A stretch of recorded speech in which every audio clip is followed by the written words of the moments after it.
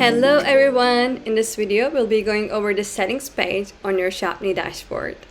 First, we have the app icon and splash screen of your app at the top right here. The app icon is the icon that will appear on your mobile phone menu right here. And the splash screen is the opening image that will appear prior to your showcase screen when you first open the app.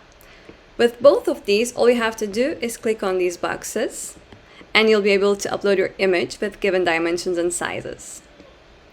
Under them, you have the app name, which appears under your icon when you preview your app, but please note that the name here will not affect your name on App Store and Play Store.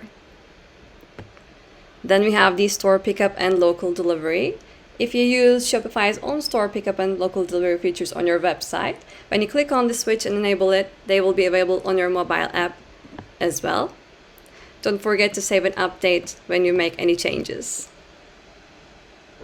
Afterwards, we have the discount button where you can enable a discount code that you created on your Shopify account to use at your mobile store.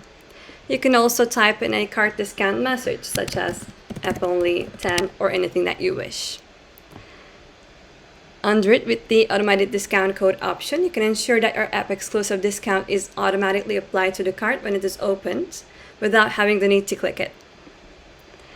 And lastly, we have the option to configure collections. When you click on Edit, all your collections will show up, and when you click on any of its pencil button, you'll be able to type in another name just for your app right here. And then when you click on Update, it's going to change the name of the collection just for your app. And that's it. The settings page of your Shopney dashboard is super easy to navigate, and if you have any questions on it, always feel free to reach out to us on our 24/7 live chat. Bye!